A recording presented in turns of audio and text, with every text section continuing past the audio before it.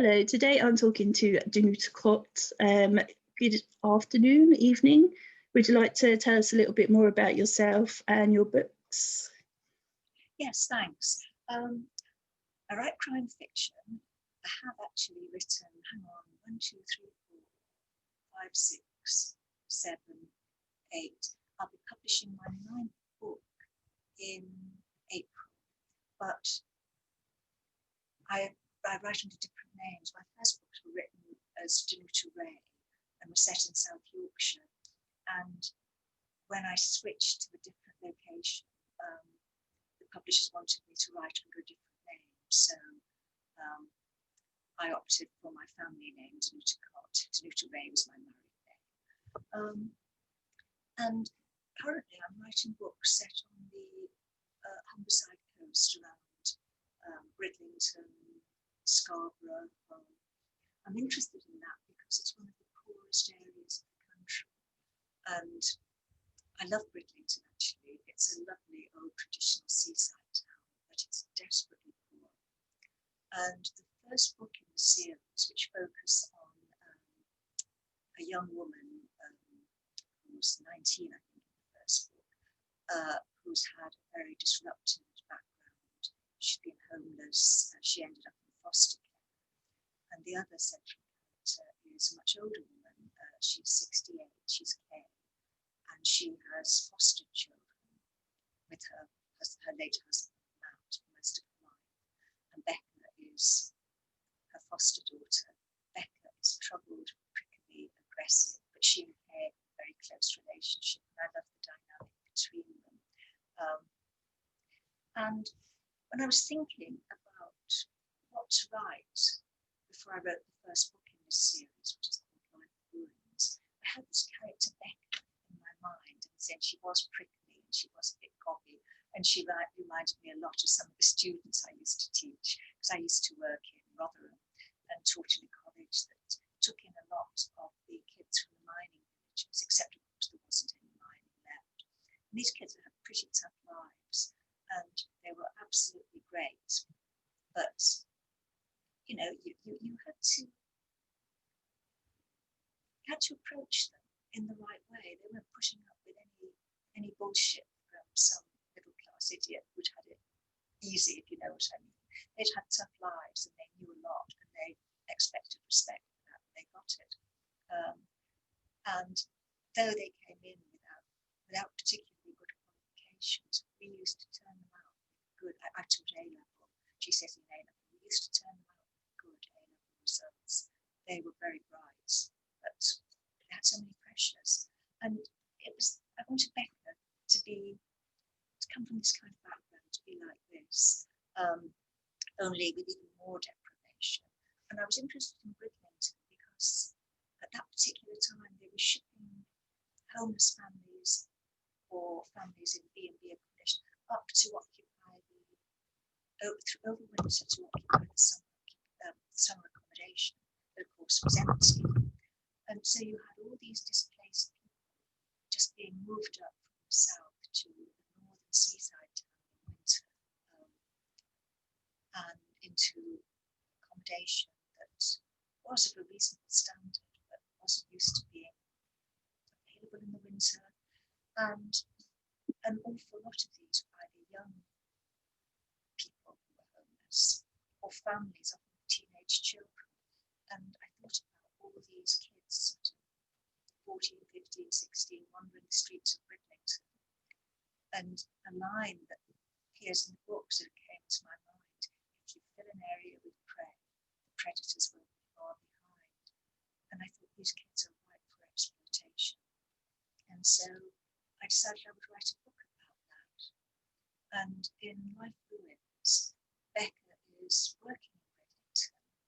She was at college in Leeds doing a course in training to be a social worker, doing a course in childcare with this in mind.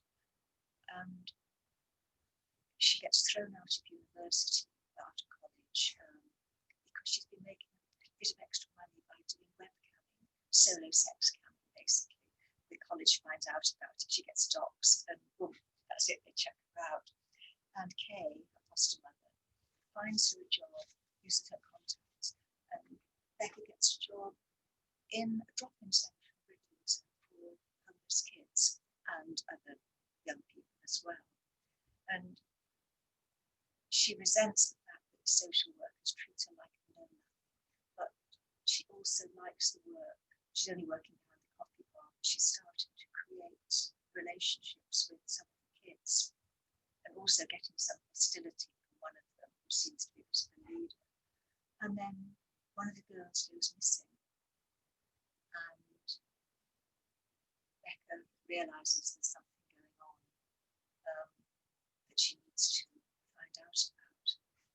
As well, we have a young man, Jared, who is a danger addict, really, who used to go urban exploring, nearly killed himself in a terrible fall, and was up in Bridlington to basically recover from his injuries. And he and Becca meet when Becca is being interviewed about the missing girl, and Jared witnessed an attack on a girl out of the rundown caravan site where he lives, and the girl was left so badly injured she couldn't be identified yet, at any rate. And the two of them meet up there, and they find suddenly they're the target of really dangerous people who want them dead.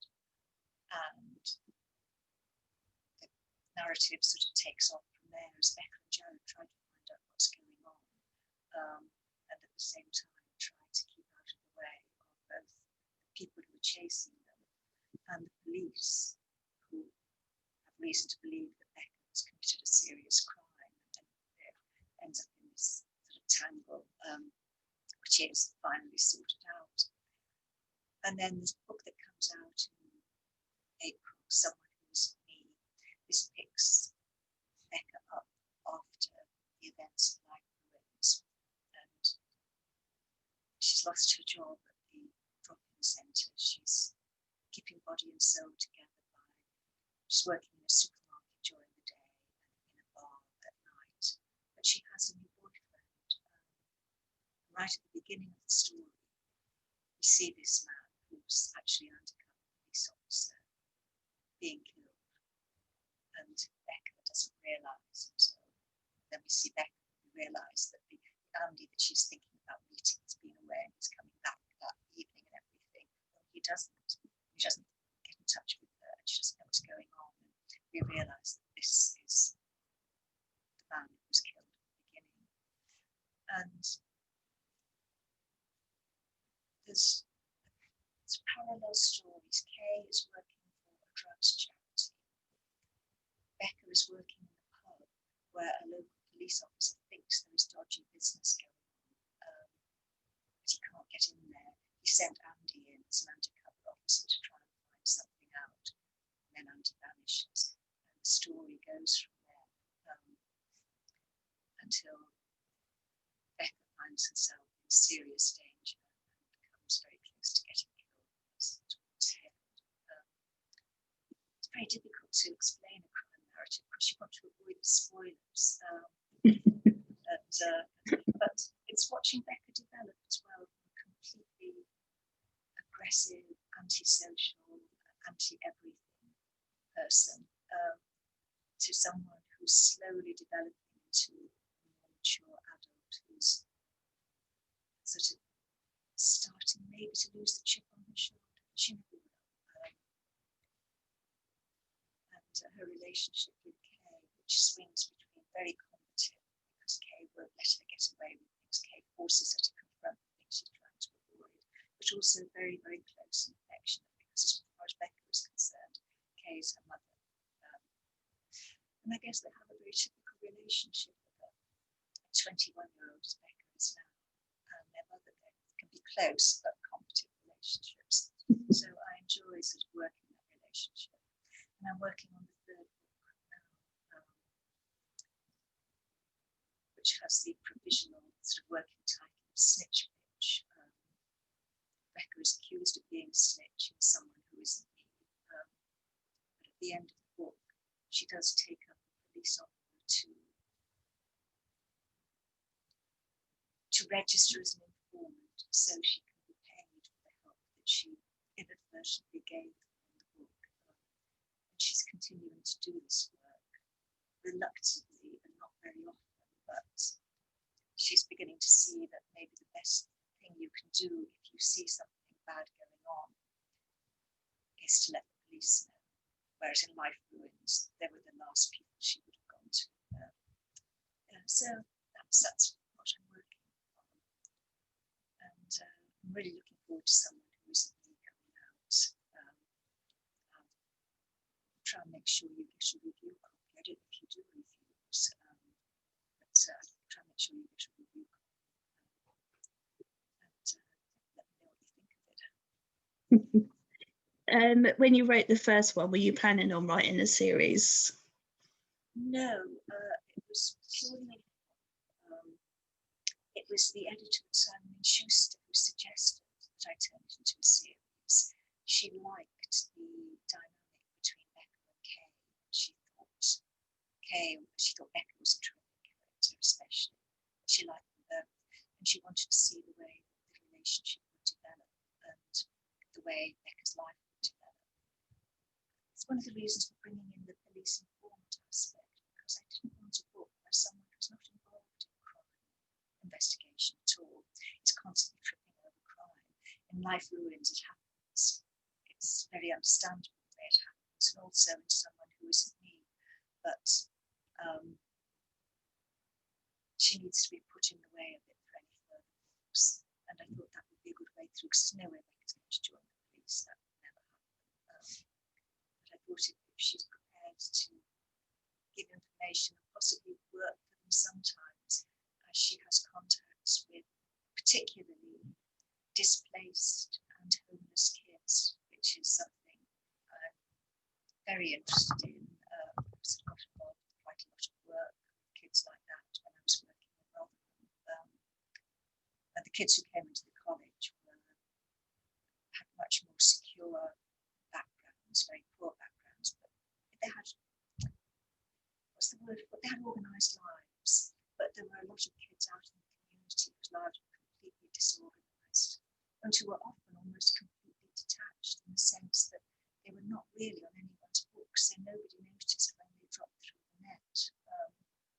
At the time I was working, the Rotherham grooming thing would have been going, nobody knew, or the people who did know were looking the other way. And very often these were kids who were off the registers one way or another. They weren't seen as vulnerable. They were outside of full-time education. Their parents were very poor and working. All the things that make it so easy to exploit a young person. And I just wanted to write about kids like that. And the challenges that they face. And it's not because very often their parents don't care, though sometimes it is. And it's not very often because they're stupid and reckless, or no more stupid and reckless than any teenager is. I mean, when I think of the things I did as a teenager, and life was a lot less dangerous in those days. They want to try things out, they want to take risks, they want to experiment. And when you have a lot of vulnerable kids on the street, there are too many people there waiting to take advantage of kids being reckless. The safety nets are just not there. And that interests me a lot. I'm someone who isn't me, looks a bit more at county lines, and that's again where you've got kids in danger of being exploited. So I think that's probably going to be a focus to a great extent of any further books in the series, depending on how far it goes, which is writing not being a very secure business. That's always a bit of one book at a time. And did you always want to write? Did you always want to be a writer? Oh, always, yes. And I wrote, somewhere I still got a drawer full of awful first chapters of pretentious, seriously true novels, which I thought I ought to write. Oh, goodness. And I've always loved reading crime thought you need to be able to think out all these twists and turns and things like that. And my mind doesn't really work that way. And then I was in my 40s actually, and I was teaching. And I think like a lot of people who wanted to be writers, I was one of the many things I was teaching was creative writing. You know, I thought, well, this is going to be my writing career, and that's it. So it goes. And then I had this really weird experience at Rotherham Station. The station where this happened is no longer there; it's been rebuilt. But the railway line runs down in a valley. The main road goes over the top of the railway line quite a way up, and the station is down. So this is to get to the station, you walked along the road, went in sort of up road level to the ticket office, then down a long round to the station. And Rotherham Station is tiny, one platform for trains going that way, and one platform for trains going that way. And Rotherham Town Centre was absolutely dead at night. And every week I taught an evening class that went on till 9 o'clock. It was, a condition of working in every week you did evening classes. And I never minded because that's when the adult returns to learning came in, and they were great students. They were terrific to work with, very rewarding. But I didn't drive in those days, and I'm not sure I would have driven from Sheffield to Rotherham anyway. There was a really good train service from the town centre in Sheffield city centre, so I'd walk from the college to the station. And this particular night, it was November, I think, and it was it was a dark and stormy night. There was no vision. And I walked through the central square. The wind was blowing, and things were rattling, and drinks cans were sort of blowing across the street, and there was no one around. And it was a weird night, and it felt really creepy. I just didn't like it. So I put my head down and walked through the town centre to the station. And the ticket office was all closed up. They shut down at 9 o'clock. They locked up the waiting room. And the trains were very unreliable. There was supposed to be a train at 10 past 9. But if I missed that, the next one was due until about 10. And the 10 past 9 train wasn't really reliable. And I hurried down to the station, past the ticket office, down this long ramp onto the platform. And I think for the first time I realised how alone I was down there. There was no one on the platform opposite. Behind that there was a timber yard with chain link fence.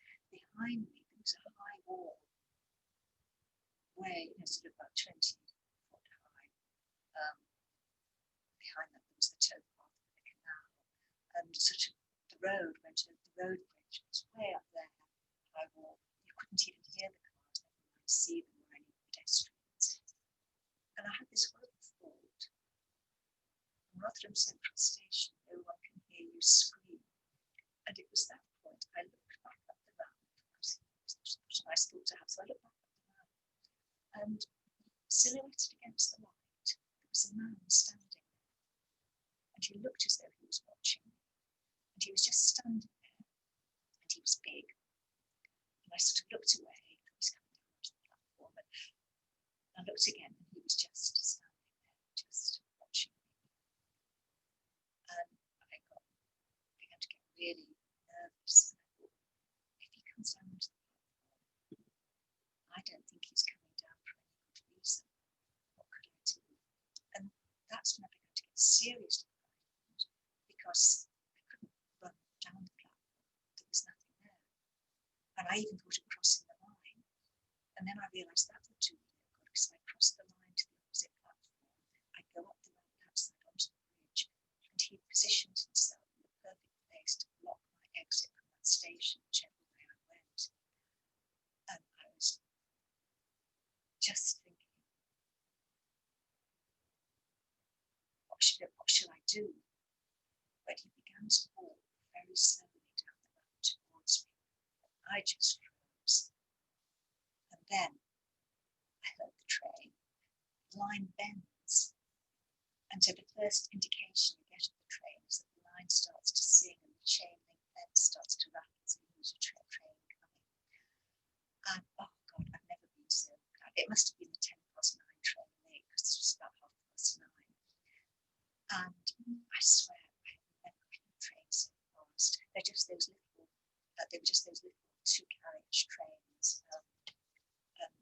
swear I got on it so fast. There's a me-shaped hole in the door of this train somewhere.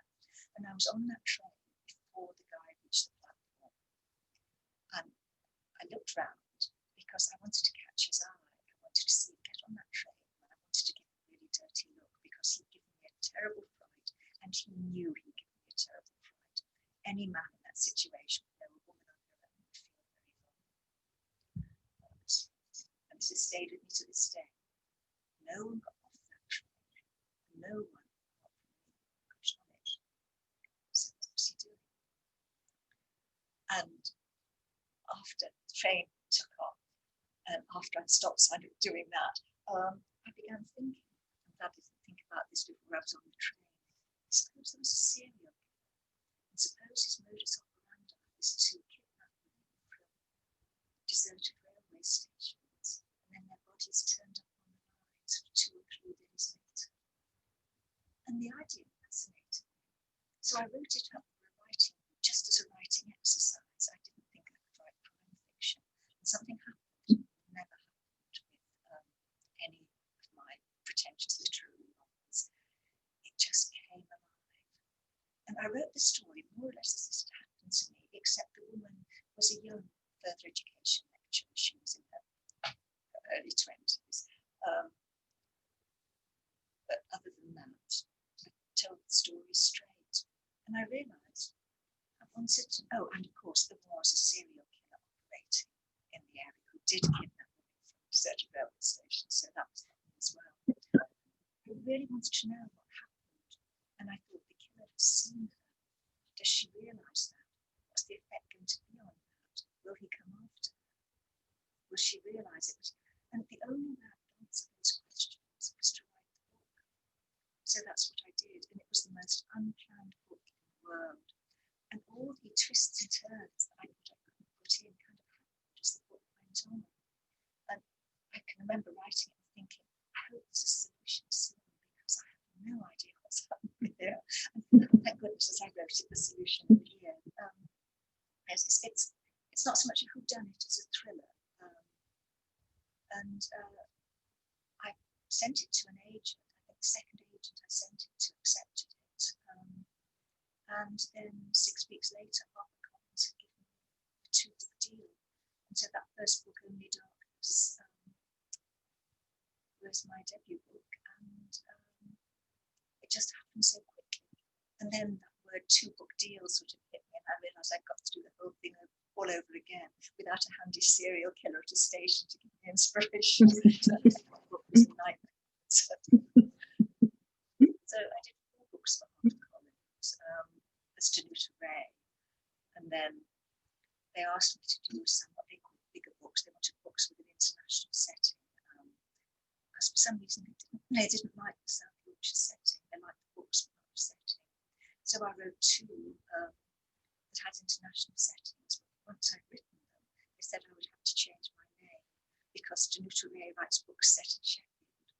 And I said, you asked me to do this? And they said, yes, we know. But so they called me Carla Banks and put those out. It's awful, there were so many different names. And then when I wrote this book, I possibly had the option of going back to Danuta Ray, but Simon and Schuster were a bit sort of, well, it's not quite the same, is it? It is a bit different. So I got the impression, they wanted me to do them under a different name, so I went for Danuta Kot. When you're a mid-list author rather than a big bestseller, when your publisher says jump, you just jump. That's the life of most writers. So that's how I became a writer. And I've managed to keep going ever since. And I thoroughly enjoyed it. I don't think it's a job you could do if you didn't enjoy writing. It would be, I've always said if I ever enjoy, if I once find I'm not enjoying doing it, then I will stop because it would be pointless. But I still love doing it. And I've written some short stories as well. I won the CWA short story dagger No, it was in 2019, for a short story I wrote called The Dummy's Guide to Serial Killing. That went out under the name Danuta Kot. Because I hadn't got my Simon & Schuster contract quite sorted out. And I recently wrote, this was a memoir, so it's a true story about my encounter with Peter Sutcliffe in the days before he started his killing spree. And that's in a book called True Crime, Serial Killers. And there's a memoir in there called The Stranger in the Square, which is mostly about something that happened to me many years ago. I can't remember the exact date, it's there in the story. And the encounter with Peter Sutcliffe is an incident in the centre of that memoir. Oh, wow. Are you a planner of your books, or are you a pantser? I'm a pantser. I would love to be a planner because it's such a kind of leap into the dark when you're sitting there at the start of a new book and you've got that blank screen and that cursor. But until I've walked the characters around the stage a bit, I cannot plan. I mean, I'm halfway through Snitch Pitch, and it's only now I've realised who the villain is. I was getting that panicky thing when I thought, I haven't got a villain. I'm going to have to go back and put a whole new story thread in just to introduce a villain. And I hate doing that because it's so difficult to weave it in without it being artificial. And I suddenly realised I've got the villain. And I also realised that the police investigation was going on. It's not what I thought it was. It's something else altogether. But I had to be halfway through the book before those very crucial details sort of solidified. I usually have one sort of central idea that I'm now going to write about. And beyond that, it kind of grows as I write it. I have several times tried to follow all the advice from people and say how to switch from being a pantser to a planner. It never works. So I think I'm irretrievably stuck with it. It's kind of fun, you know. And if you do get stuck at a point, you can always send one of your characters up to knock on a nearby door and see who opens it, you know, and that can send your story off. But it would be nice actually to have the whole thing planned out, and I would know exactly where I was going. Trying to say, oh well, I can always jump ahead if I get stuck, and I can write that chapter near the end of the book. But I can do that as well because I know certain things are going to happen. I just don't know how they link in. So I'm thinking, I'll write that chapter now. And then I'll weave it in as the book gets nearer to it, you know. But it does mean I probably write 3 times as much as actually ends up in the final book. Some days I do my 1,000 words, but I end up with fewer words than I started off with, which is a very discouraging experience. What's your writing space like? Do you listen to music or anything like that? I like silence when I'm writing. Sometimes I'll play music, but usually, if I'm planning, music is quite useful. You know, so it got to a point I think I really need to sit down and think about how all this fits together. But when I'm writing, I find music a distraction. I like silence. What I'm aiming to do is get lost in it. So the words it's like your brain connects to the keyboard and the words are just flying out. It doesn't always happen. Sometimes you've got to force them. And when the words fly out, it doesn't necessarily mean that what you've written is inspired and amazing. You go to look at it the next day and think, oh God, a lot of editing needed here, you know. But it's nice when you're just typing away and it's just flowing. That's a wonderful thing. What authors inspired you growing up, and what authors inspire you now?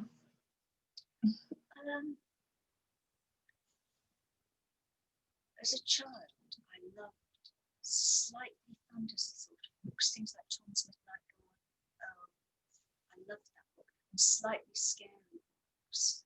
And I think I put a slightly scary element into my books, you know, the unknown thing lurking in the dark, the unseen dangers, the don't look behind you sort of thing. I put a lot of that to the darkness. Very first book. I love that. I love those stories. I used to read a lot of horror, and then it just got so ridiculously gory. I think Stephen King's The Shining is one of the perfect horror books. He does get gory sometimes, and that's okay, but most of the time, it's what he implies, it's what you don't see, and that sense of anticipation, and you know that something's going to happen. It's written in a very cinematographic way, and I was disappointed in the film, actually. I thought they lost an opportunity because Stephen King writes with the camera right behind the eyes of his point of view character. And, there's the scene when the little boy is going into the bathroom, and you know something horrible is going to happen. You just have to keep reading and reading, and then suddenly he pulls back the shark.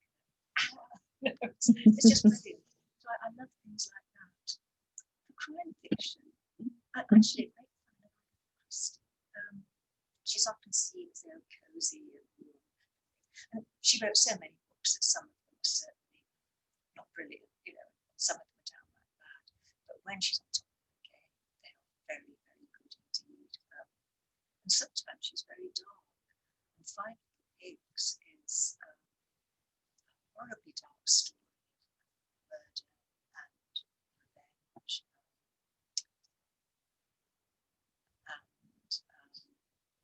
death on the Nile, betrayal,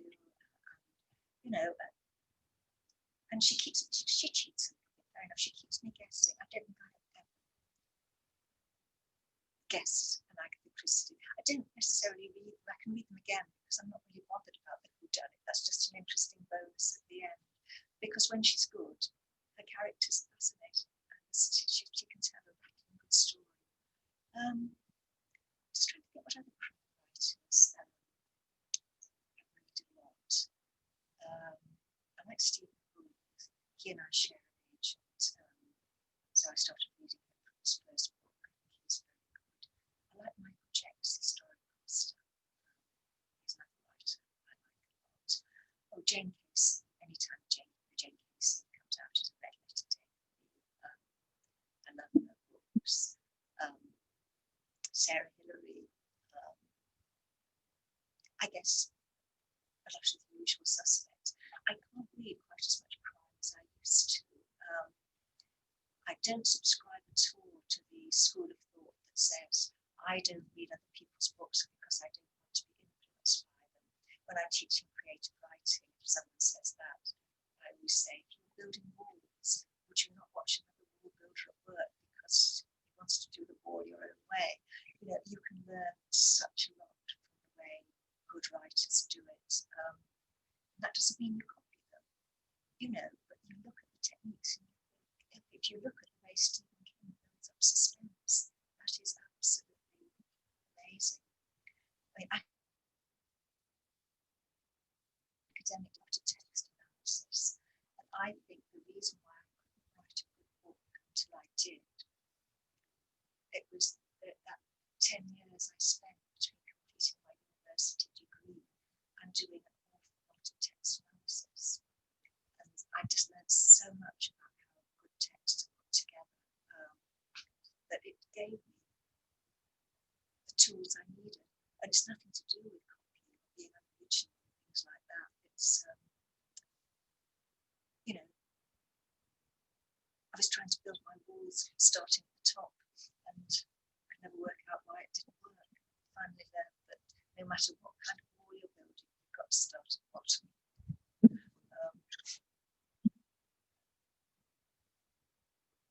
What's the most interesting thing you've found out when you've been doing research? Oh, that's lots of different things, really.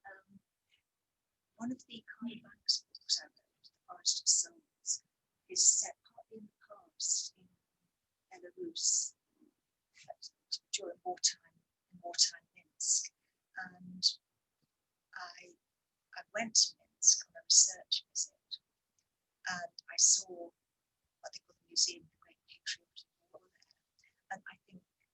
thought I knew how horrendous the Nazi occupation of Eastern Europe would be, but my goodness, I have no idea.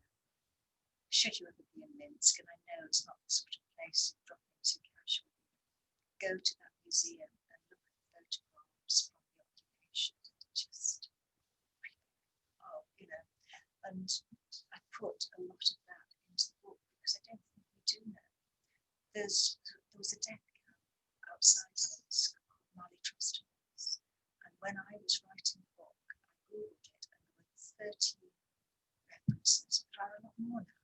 It's better now, but at that time, almost no one had heard of that death camp. It was just, you know, the records had stayed behind the Iron Curtain.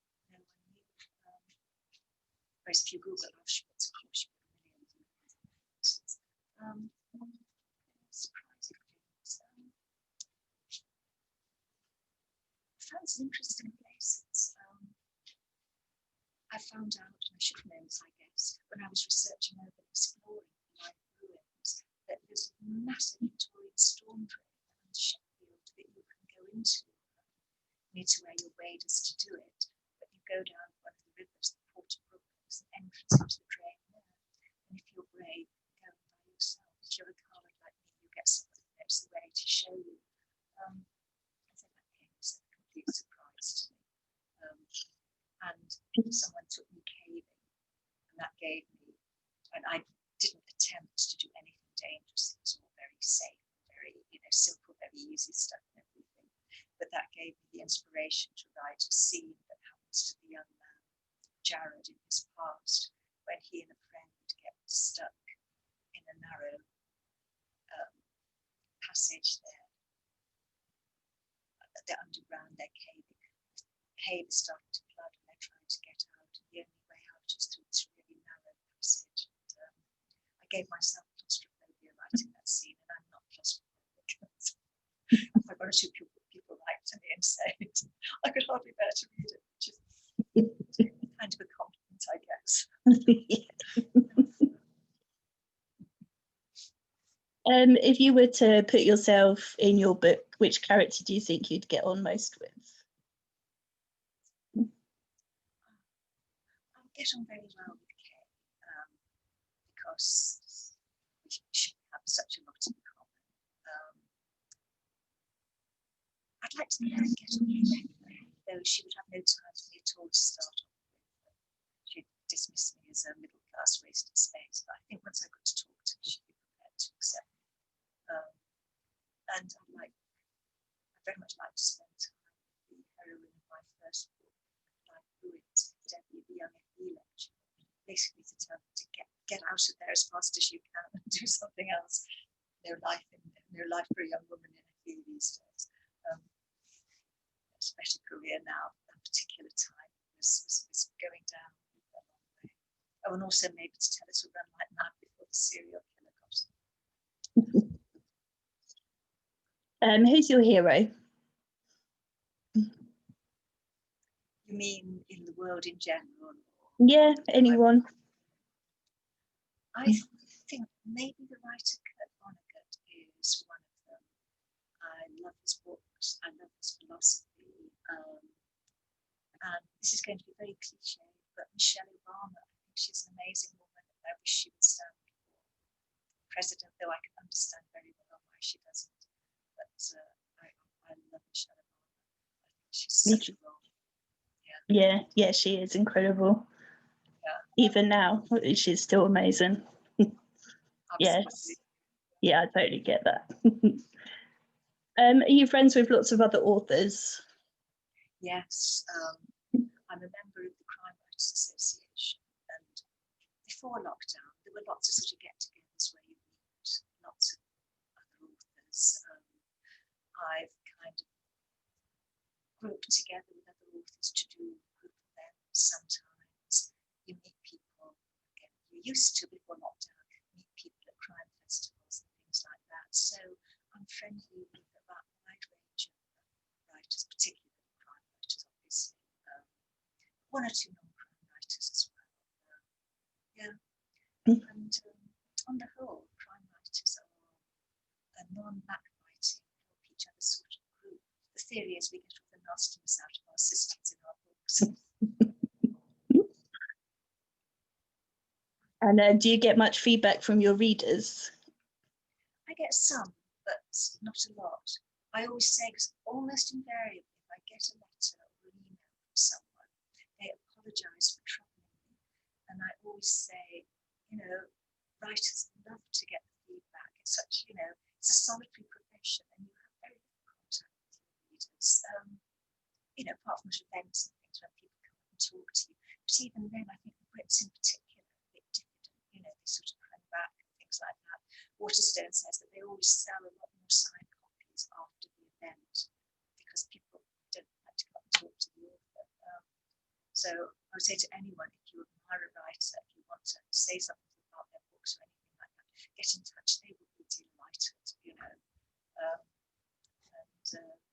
Yeah, I do get some feedback. Some of it's really interesting. I've had one or two weirdos who want a little bit more detail than I care to give about sex workers and things like that.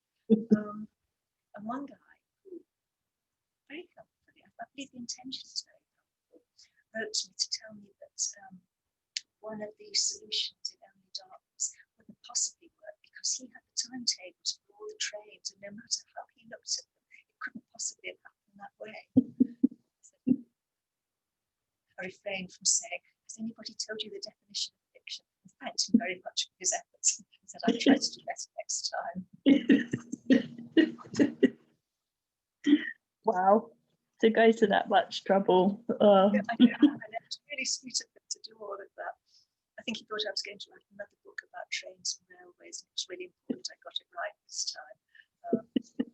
I mean, I loved writing about railways. I love trains, I love railways. I love the idea of you see the killer in Only Darkness quite early on. He's in his attic and he's got this huge model railway which mirrors the layout of the railway line between Sheffield and the East Coast, and he's moving his trains around as he plans. That's really creepy. So I would love to have written another train book, but I doubt very much I would have been able to sell it.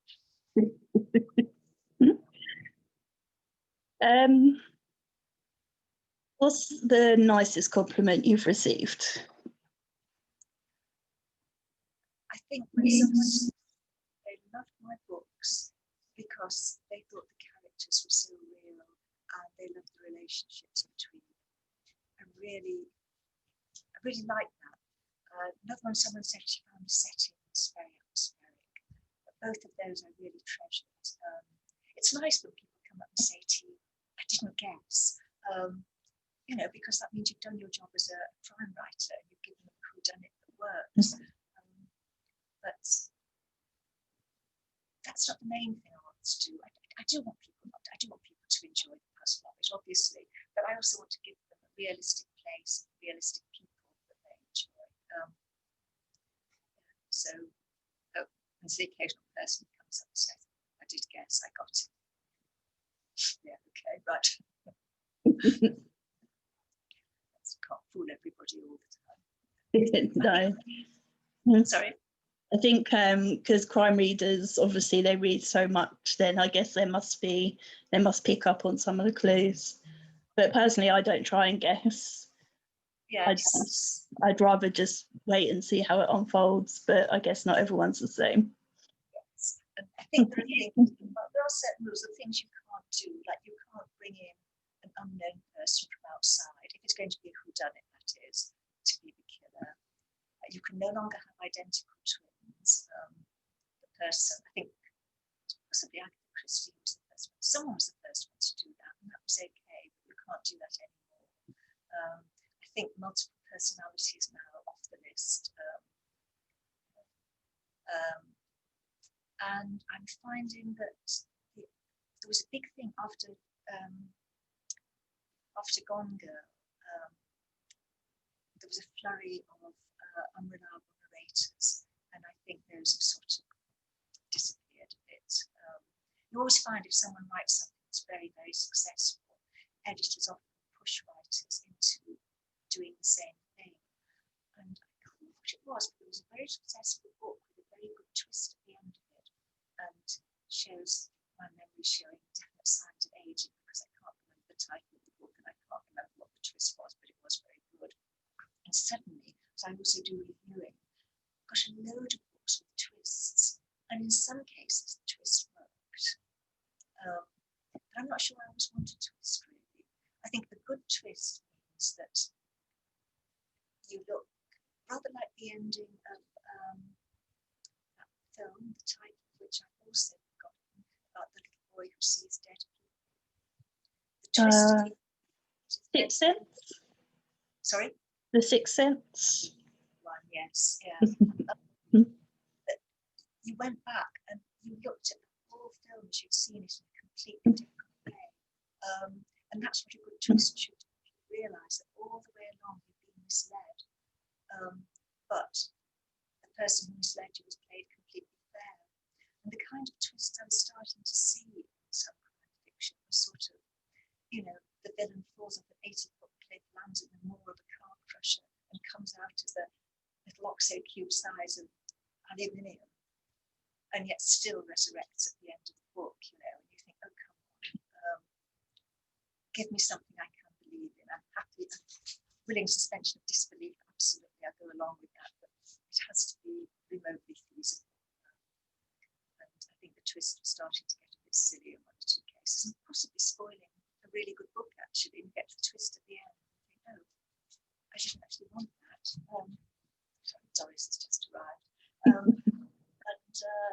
So I've seen few twists recently. If I was advising anyone who's starting out now, I'd say only put a twist at the end if it's what you want to do in the first place and it really, really works.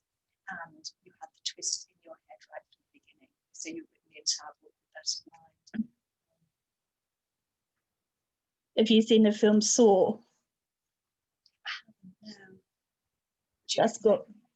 It's pretty gruesome, but it's got the best twist, I think, in a film ever. Oh, don't tell me, I will watch it. Yeah. Yeah, it's... The first when Carrie first came out, and that had such a brilliant shock ending, because no one had done it before. But now, you sort of sit there and think, oh, here comes the shock ending, bam. And even Carrie no longer has the effect it did, but I can remember the whole cinema, like that, it just absolutely got everybody, because it was new. It was really good. Yes, I saw. I shall watch it. Yeah, I should probably have to watch it sort of like that, I think. What superpower would you have if you had one? Oh, I'm not sure if it's a superpower or not, but I would like to be able to go back to the age of 20, knowing what I know now. I would be dangerous, but I would have an awful lot of fun. If that doesn't count as a superpower, I'd like to be able to fly. I like the sound of that, actually, going back in time, but knowing what you know. I never thought of that before, but yeah, that sounds like fun. I wouldn't want to be 20 again. I think it's a miserable time of life in many ways. Everything's so uncertain, and you're so uncertain. Knowing what I know now, wow, that would be great. Yeah. What's the most embarrassing thing that's ever happened to you? I'm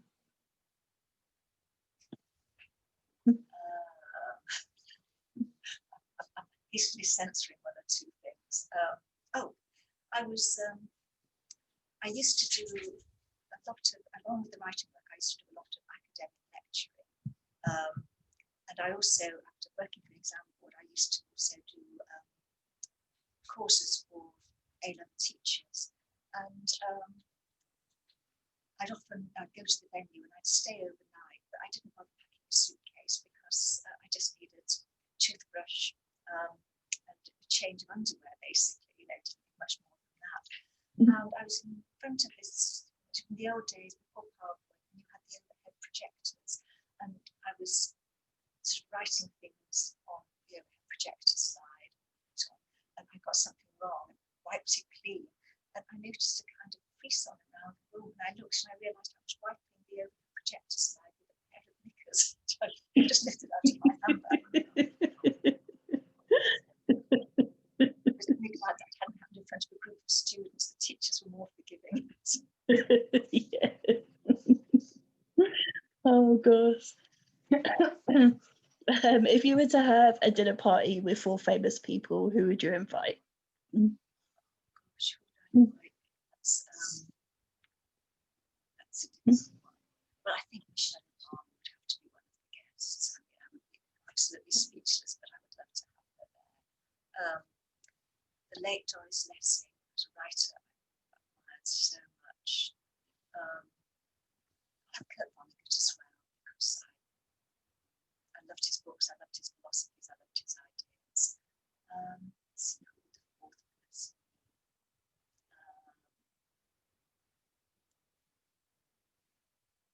I think I'd have David Tennant. Love the guy, and could do it with like. Oh yes. I'm a big David Tennant fan. Yeah, it's a good point. Actually, I might have to revise my own list. Yes, it's difficult. Yeah. And what's next for you? What's next? Yeah. All depends on whether I can go on this series or not. If not, I'll either have to move into another series of standalones, crime-wise. I do have a children's book underway, which I would love to finish. I'm thoroughly enjoying writing it. Sort of since I had granddaughters, I've sort of found I had a ready market, and I had to put it on one side to get Life Ruins written, as I didn't have a promise from the publisher when I started. Obviously, it doesn't work like that, but I knew there were a couple of publishers who were interested, so I had to get it finished to deadline. But I would certainly dust that off and work on that, because it's quite a way. It's got quite a way. And I also have this book that I really want to write. It's going to take me a lot of time, so I was doing crime fiction I couldn't. And it's all to do with secrets hidden in runic inscriptions on Anglo-Saxon stone crosses up the East Coast cathedrals, standing stone, things like that. I've got the ideas in place. I would love to write it, and that would be a slightly supernatural book. Not massively supernatural, but slightly supernatural, with some tropes from good horror books. I already have an evil priest who's done some pretty horrible things. Yeah, I would love to write that book, and if I ever, it would be, I'd be very disappointed if I can't go on with this series, but the upside would be that it would give me a chance to work on those 2 books that I really do want to do. So, swings and roundabouts. Yeah.